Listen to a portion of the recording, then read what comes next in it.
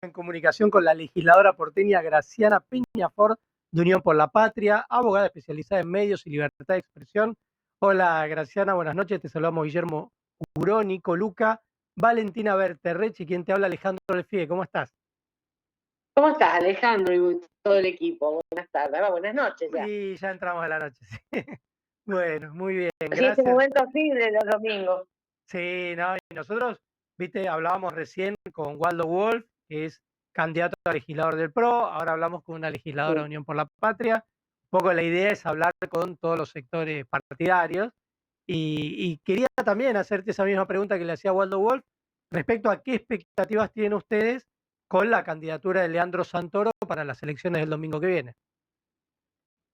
Mirá, nosotros tenemos mucha expectativa, pero no es con la candidatura. Ujú. Tenemos mucha expectativa porque vos pensás que para cuando los demás empezaron la campaña, nosotros ya la habíamos terminado. Leandro viene trabajando la ciudad desde hace mucho tiempo y muy sólidamente. Yo me acuerdo el año pasado, yo lo puteaba porque nosotros recorrimos los 48 barrios porteños y terminamos en diciembre. Ujú. Entonces, no tenemos expectativas con la candidatura en sí misma, repito, creo que va a ser un gran legislador, como ya lo fue, sí con el trabajo y la concreción de un buen trabajo que se ha realizado a lo largo de mucho tiempo. Y ahí, ¿qué críticas le harían al gobierno porteño de Jorge Macri y a la candidatura de Adorni? Mira, yo al gobierno de Jorge Macri lo considero la no gestión, es la crítica que tengo. O sea, la ciudad, vos la transitás, todos los que nos están escuchando la transitan, está más sucia, está más descuidada. Hay cuestiones, digo, tomarte un subte y necesitar una escalera o un ascensor es una misión imposible en Buenos Aires. Una ciudad que ha perdido el cuidado que la solía caracterizar y nada, me parece que es eso nada más. No, te diría que es la no gestión, pero no puedo no entenderlo porque Jorge Macri no tiene ningún ligamento emocional esta ciudad, ni siquiera es de esta ciudad. De hecho, él viene de ser intendente de Vicente López. Entonces, no conoce la ciudad, no tiene la adhesión emocional. Vino acá a custodiar los negocios del PRO. Bueno, lo está haciendo como puede y no lo está haciendo del todo bien, debería decírtelo. Pero eso tenemos una ciudad súper descuidada. Y respecto a Adorni no tengo ninguna crítica más allá de su intento de nacionalizar una elección local, porque la función de los legisladores es básicamente solucionar los problemas a los vecinos y conocer los problemas de los vecinos. Tengo la sensación que Adorni no conoce mucho vecino, no conoce sus problemas y tampoco mucho le estarían importando, Alejandro. ¿Y a ustedes de algún modo los beneficia la dispersión de Juntos por el Cambio y la ruptura también de la Libertad Avanza en territorio porteño? Sí, 145. Perdón, le estoy Sí. dando el código porque están llegando las pizzas. Ah, bueno, Este, justo. Gracias, estamos no, acá, tranquilo. no, Acá no están las llegando, vemos, no, no. ¿no? Todavía. No, no, lo que quería decirte. Freire. Mira, yo creo que la dispersión tiene que ver básicamente con que se rompió un modelo de negocios en la ciudad. Y en ese sentido lo vemos con la atomización del PRO, que van por un lado los radicales, por otro lado va la coalición cívica, por otro lado va el PRO, por otro lado va Rodríguez Larreta. Eso fue que una coalición electoral que fracasó. Y a eso se debe la dispersión, pero también fracasó porque no hubo un modelo de gestión, porque Jorge Macri no encarnó un modelo de gestión en el cual pudiera generar adhesión de los otros sectores. Graciana, buenas noches, Nicolás Luque te saluda. Em, Sí, ¿cómo estás, Nicolás? Bien, gracias. Antes que nada, blanqueamos, ¿no? O sea, tenemos un gran punto en común que es el amor por los Bulldogs ingleses. Yo te iba a decir. Sí. Anda bien, Lucho. Em, te quería Te preguntar lo tengo por... que presentar a Lupe. Sí. Yo no sé si el mundo resiste dos Bulldogs juntos por más de 5 o 10 minutos porque el nivel de energía es intenso. Pero volviendo al tema de la entrevista. ¿Qué tenés para decir la principal crítica que se le hace a la campaña de Santoro, que es esconde el kirchnerismo? O sea, desde el lado de Adorni, por lo menos, le dicen, bueno, vos sos Alberto, vos sos esto, vos sos aquello, ¿por qué no mostrás con quiénes estás? A ver, no creo que Santoro esconda el kirchnerismo. A ver, voy a decirte algo. Yo fui candidata en la lista de Santoro en las elecciones pasadas. Uh-huh. Y en esta elección va de candidato Juan Modarelli, que era nuestro jefe de bloque, alguien de la Cámpora. No, Santoro no esconde el kirchnerismo, no hace lo que hace Adorni, no se esconde ni se muestra detrás de la pollera literalmente de nadie. Pero no es esconder. Somos los que somos, la mayoría somos bastante públicas nuestras posiciones políticas, y yo creo que quienes hacen eso no pueden entender cómo en Capital Federal el Frente de Todos logró construir una alternativa sin masacre interna con todos los sectores incorporados. Y desde el punto de vista de lo que bien planteabas hace un rato, que no deja de ser una elección local de la Ciudad de Buenos Aires, de legisladores porteños, ¿qué proponen para, desde el lugar de ocupar bancas en la legislatura porteña? Nosotros lo que proponemos, primero y principal, hemos detectado que uno de los grandes problemas de la capital es que todo está tercerizado en manos de los amigos del poder. Lo primero que proponemos es una mega auditoría de todos los contratos de servicios y obra pública y la renegociación de aquellos que estén incorrectos, como pasó con las grúas, cosa que fue un éxito de nuestra bancada. También proponemos una ciudad más humana. No podemos vivir en una ciudad. Leía esta mañana que en un casino una señora se murió y la gente siguió jugando alrededor. Capital tiene algo de inhumano en el mismo sentido. Nosotros proponemos una ciudad más humana, es decir, no podemos tener una ciudad que sea un modelo de crueldad. Entonces no podemos tener una ciudad donde tener que ir a un hospital público sea una tragedia, donde se estén cerrando los hospitales públicos. Vos pensás que, pienso en voz alta, intentan desarmar el único centro de salud mental público que tiene Cava, que es el Laura Bonaparte. Trataron de vender el predio del hospital de la primera, que lo tuvimos que rescatar cuando sancionamos el código urbanístico. Es decir, no puede ser una ciudad tan inhumana. Pensá esto, vos te funcionan las piernas, tenés movilidad, ves. A una persona con una discapacidad, transitar Capital es un infierno, porque no está adaptada para las necesidades de las personas con discapacidad. Voy de vuelta, buscar un trabajo después de cierta edad en Capital es durísimo, como en buena parte del país, pero en Capital es particularmente extremo y complejo. Entonces no podemos tener esta ciudad tan deshumanizada, donde no hay espacio para otros. Nosotros proponemos una ciudad, nuestra campaña ha sido una campaña contra la crueldad, contra la exclusión, un modelo que permite, que cree que no tiene que invertir ni en educación ni en salud porque se lo pueden pagar. Y la gente que no lo puede pagar, que no son ciudadanos, nosotros creemos que sí lo son. Creemos eso, una ciudad inclusiva, con espacio para todos, donde no haya crueldad y donde no pasen la motosierra por lugares tan necesarios como el Laura Bonaparte. Te llevo a temas, vos sos además abogada de temas de medios, libertad de expresión, y como tal representás a Roberto Navarro, que le pegaron, fue agredido hace 3 semanas, y te quería consultar un poco qué pasó ahí, cómo fue la denuncia hasta que ustedes hicieron, y cómo está Nosotros también hicimos Navarro. Navarro está bien, volvió a hacerse la tomografía, no se generó el hematoma, que era el gran peligro. Nosotros la denuncia la hicimos unos días después que Navarro terminó su internación porque fue un golpe muy grave en la cabeza y estaba muy confundido, casi no podía Recordemos hablar. qué fue lo que le pasó, ¿no? Lo agarraron en el lobby de un hotel y le pegaron por atrás en la nuca. Es una persona que está anticoagulada porque tiene una arritmia, y eso generó, el hematoma era muy grande, y eso generó el peligro que hiciera un hematoma subdural, o sea, ese hematoma que se veía por afuera tan grande que se hubiese generado por dentro. Afortunadamente, controles médicos, tratamientos desinflamatorios, no pasó. Hicimos la denuncia y todavía estamos lidiando con los hermosos tiempos de la justicia de Cava para ver si conseguimos las cámaras e identificamos a los agresores. Y por otro lado, bueno, también vos sos abogada y periodista Arely Jalad, del mismo grupo, el Destape, que es Navarro, y que fue denunciado Exactamente. por el presidente Milei. Contanos, bueno, ahí un poco cuál fue la denuncia de Milei, qué es lo que ustedes planean No, responder a la esa denuncia, denuncia. Alejandro y al Sí. resto del equipo, la denuncia es una denuncia, eh, voy a decírtelo como si estuviéramos tomando un café, una denuncia falopa.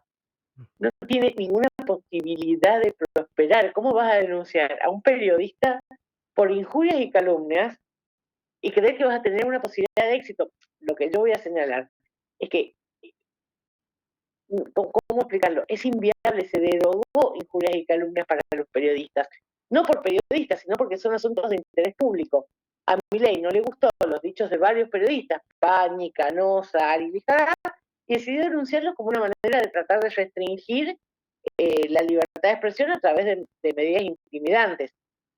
Nosotros ya nos hemos presentado en el expediente, y de hecho cuando yo corte con vos voy a proceder, después de comer las pizzas por supuesto, voy a proceder a enviar la denuncia tanto a la Relatoría de Naciones Unidas como a la Relatoría de la Comisión Interamericana de Derechos Humanos por una vulneración al derecho de expresión más básico. Es una locura. Lo que hizo Milei es, a ver, es una ridiculez, porque trata de intimidar sin entender que o sea, no entiende el contexto jurídico, no entiende absolutamente nada.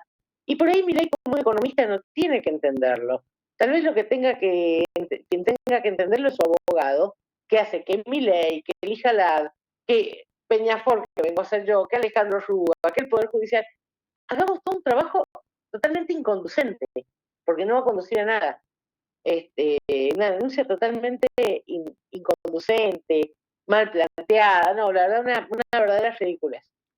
Graciana, ¿cómo Pero estás? yo le marco, Sí. sí, Termina, perdón, no, por yo favor. marco la denuncia y lo de Navarro dentro del contexto general de los discursos de odio al cual este gobierno nos está tratando de acostumbrar.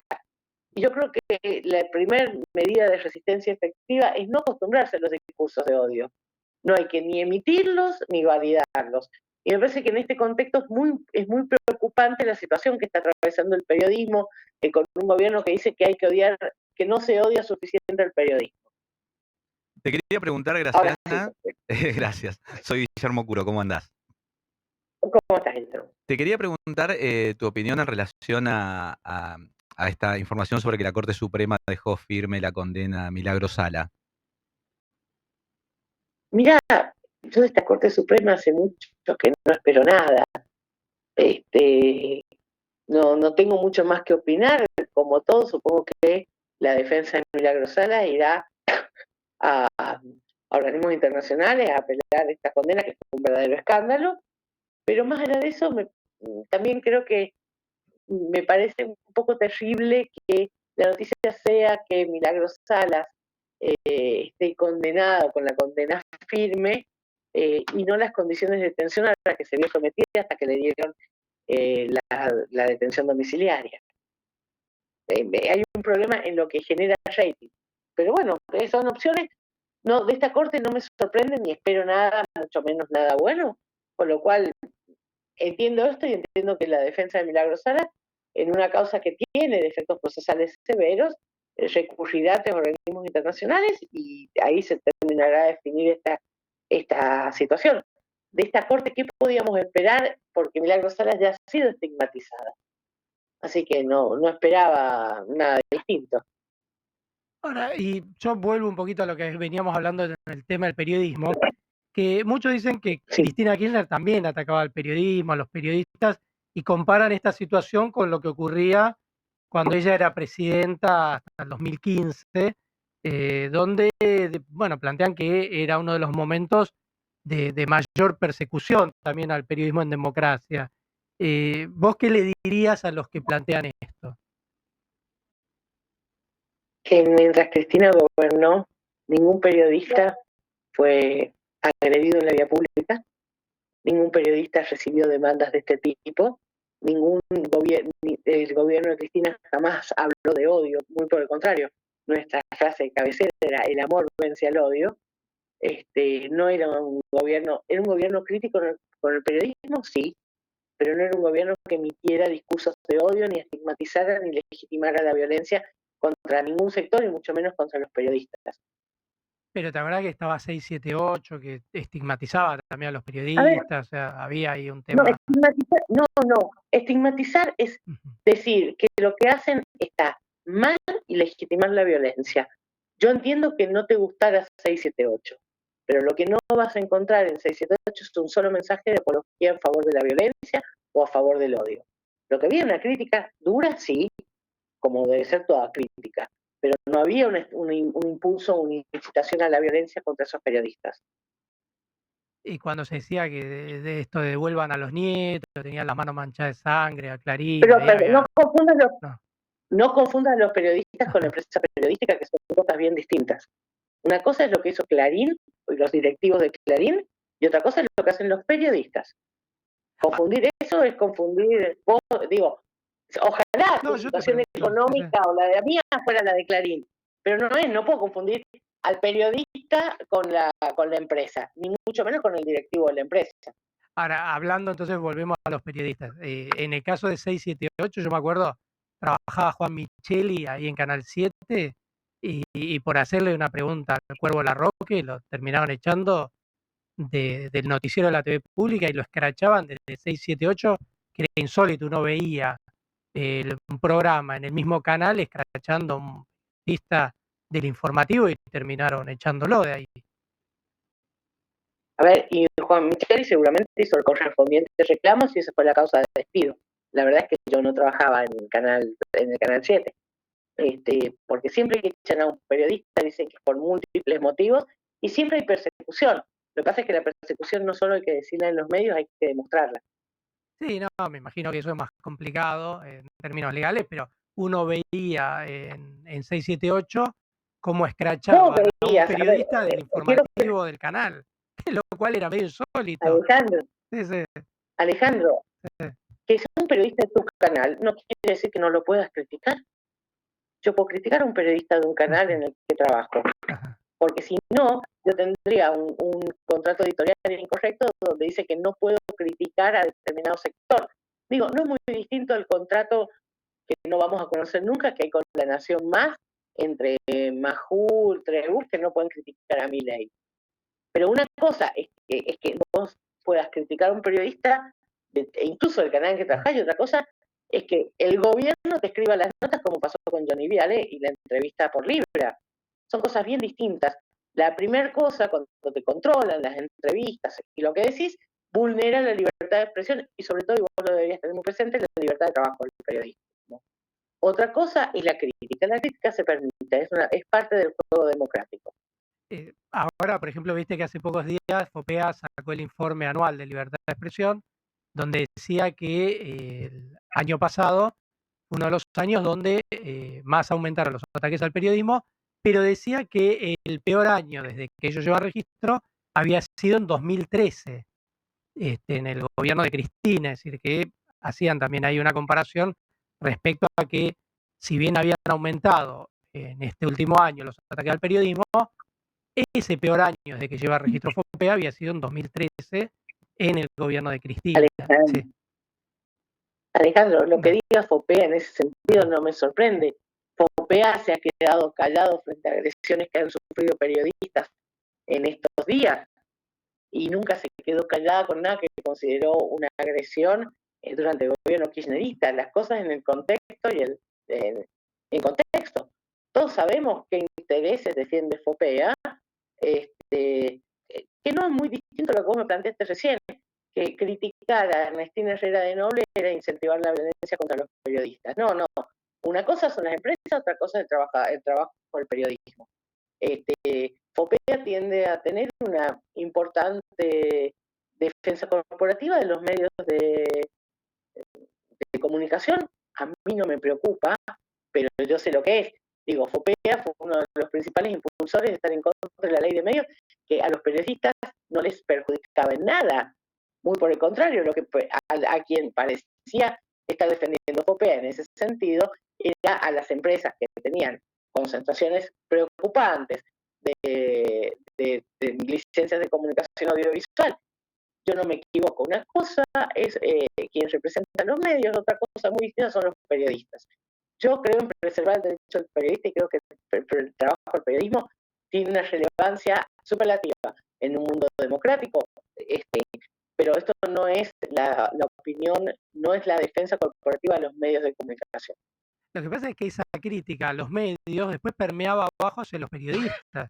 Entonces muchos de los periodistas que trabajamos en esos medios recibíamos ataques personalizados a partir de esa teoría general de que laburábamos en medios ¿Alguien te pegó? hegemónicos, ¿no? Bueno, a mí me ¿Alguien te amenazaron, pegó? sí, a mí no me pegaron, pero me amenazaron. No, Me ¿te pegaron? acuerdo que me ¿Te pusieron? llamó en su momento Sergio Spolk y me dijo, vos de mí no vas a escribir nunca más nada, te voy a sacar tu sueldo. te voy a Spolk no era perseguir parte hasta del el mundo. gobierno. Yo era el que más pauta Pero oficial sí, recibía del gobierno. también, Y pero no después fue era parte del candidato a gobierno. intendente del Frente para la Victoria. O sea, era parte del Pero ecosistema no del era medio del parte, gobierno. no. Para, Y voy de sí, vuelta. Así como el periodismo no es lo mismo que la empresa de comunicación, Alejandro, sí. los adherentes a un gobierno no son el gobierno. Pero terminan Lo que estamos absorbiendo el viendo, discurso del gobierno y lo potencian. Es como pasa ahora con lo que Milei, estamos ¿viste? Los que viendo están ahora, abajo dicen, bueno, vamos a ser más fanáticos que el presidente. los que están abajo son funcionarios, son responsables en cuanto a funcionarios. Los que no son funcionarios no tienen esa responsabilidad. Entonces, no confundan las cosas, como, repito, como no es lo mismo la empresa de comunicación que el periodista que trabaja para ella, no es lo mismo alguien que a tu criterio adhiera al gobierno que un funcionario del gobierno. Lo que estamos viendo en esta época son los funcionarios del gobierno emitiendo discursos de odio, empezando por el presidente de la Nación. Y ahí, ¿cómo se puede frenar eso? Porque la verdad que uno, no sé, los otros días uno veía la entrevista esta con el gordo Dan, se pasó una hora despotricando contra periodistas con nombre y apellido, de una manera realmente que a uno le sorprende y hace mucho no se veía algo así. ¿Cuál sería la manera de responder a esa situación? Mira, hay varias maneras. Yo te voy a señalar alguna cosa que he pensado en su momento, incluso con Gargarella, porque creo que estas expresiones de odio generan responsabilidad política en los funcionarios, máxime funcionarios del nivel del presidente de la Nación, que tiene un poder de una difusión absoluta de su mensaje. Y sí, yo también vi partes del episodio con el gordo Dan. Lo que quería decir respecto a esto es que yo creo que hay que empezar a presentar medidas de alguna orden judicial que le establezcan alguna responsabilidad al presidente de la Nación y a los funcionarios que difunden estos mensajes de odio. Porque los mensajes de odio no son legítimos y están prohibidos por la Convención Interamericana de Derechos Humanos en el artículo 13, que específicamente establece que las restricciones, mientras estén fundadas en ley, no pueden generar estos mensajes de odio. Yo creo que hay que empezar a actuar judicialmente a los fines de lograr que le pongan un límite. Como te digo esto, te digo lo siguiente, no sé si el Poder Judicial en este momento, que todavía está en su luna de miel por el gobierno, aunque a la luz del Código Procesal Penal que quieren aprobar no parece tan luna de miel, va a hacer algo. Pero sí creo que habría que empezar a presentar acciones. De hecho, nosotros estamos presentando las denuncias correspondientes, porque no puede ser que quienes ejecutan, difundan o incluso materialicen discursos de odio sean impunes. Es decir, esto sería como una incitación al odio, ¿no? Estaría tipificado algo así.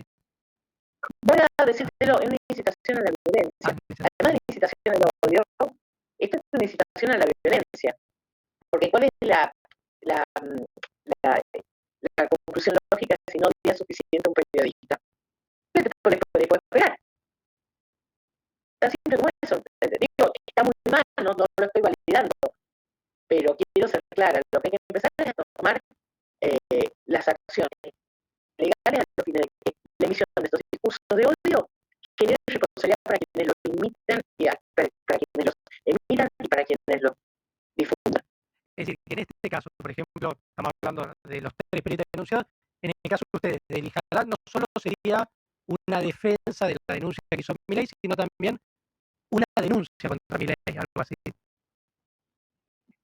Para ser turista, sí, tanto es así que te dije cuando empezamos la nota, cuando corte con vos lo que voy a hacer va a ser presentar las respectivas denuncias tanto en la Relatoría de Libertad de Expresión de Naciones Unidas como en la Relatoría de Libertad de Expresión de la Comisión Interamericana, para denunciar la situación de agobio y de odio, de mensajes de odio que está viviendo el periodismo en la Argentina. Pero ante los tribunales en Argentina. Yo tengo poca expectativa con los tribunales en Argentina. Tengo ganas de presentar algo, pero también no, o sea, no doy de momento, no encuentro todavía la causa por la cual presentarla. No descarto que sea esta denuncia del Nijalá, pero todavía no encuentro una causa que sea paradigmática. Ajá. Sí, porque ahí, bueno, Jorge Fontevecchia presentó en su momento una denuncia que la lleva adelante. Sí.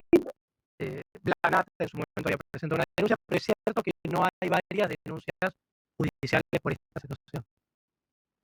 Exactamente. Y es que no hay varias denuncias porque finalmente, cuando la situación no es meridiana, clara, los tribunales dicen zaraza y archivan la denuncia. Y yo quiero que la denuncia genere una efectiva responsabilidad hacia el funcionario que emitió el discurso de odio. Claro, no es responsabilidad de prisión.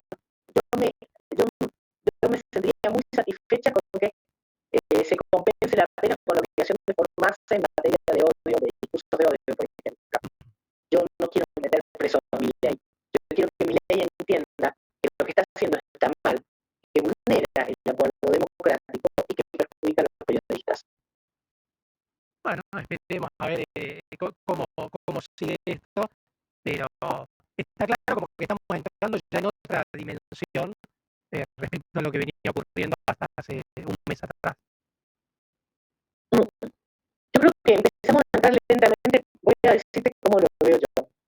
Durante el primer año del gobierno de Milei, el discurso de odio estuvo focalizado en la casta. Ahora, ¿qué es lo que pasó en el gobierno de Milei? De pronto el gobierno de Milei se llenó de casta, digo, como es casta Franco, como es casta Patricia Bullrich, Sí, y aparte necesita ni hablar, necesita de la casta para poder articular algunas medidas legislativas. Entonces, como esto, si vos has leído a Bannon, es muy claro, cambió el objeto de odio. Se fue al periodismo, porque es otro objeto muy expuesto públicamente que se puede odiar, otro sujeto que se puede odiar. Entonces ha cambiado el sujeto de odio. Esto es un artilugio que siempre usan los gobiernos de derecha, no es nada nuevo, pero sí, indudablemente lo que ha cambiado, creo yo, es que es más virulento aún hoy. Porque no es lo mismo pedir que maten a un diputado, así que hay que odiar a un diputado, que si hay que odiar al periodismo. ¿Me explico? Y ese cambio de sujeto ha generado un cambio en la modalidad del discurso de odio y en la virulencia de ese discurso. Bueno, esperemos que eso no pase a la acción, que bueno, está esta denuncia de Roberto Navarro, el que fue agredido, y esperemos que esto no pase a generalizarse, porque estamos ya en una situación bastante complicada. Y lo que pasa es que yo me pregunto, y vos también te lo debes preguntar como periodista, ¿en qué momento esto genera algo muy grave para el periodismo, que es la autocensura? ¿En qué momento vos o colegas tuyos quieren decir algo y no lo dicen primero para no ser hostigados en redes sociales, después para no ser hostigados en la vía pública y tercero para no ser incluso lastimados en la vía pública? La autocensura es también uno de los peligros más silenciosos y más perjudiciales dentro de una sociedad democrática para la libertad de expresión. Bueno, yo conozco muchos periodistas que no usan redes sociales justamente para evitar ser hostigados de esa manera. Dicen, no, yo en X no, yo dejé de publicar porque, bueno, el clima que hay ahí es una cloaca, no sé qué, yo ya en lo que era Twitter, digamos, no publico más nada. Yo lo entiendo, yo siempre voy a decir algo que lo vivo diciendo. Yo creo que está mal irse de los espacios que podés ocupar, porque también hay que entender que en redes sociales muchas de las agresiones que uno recibe, las recibe porque la gente está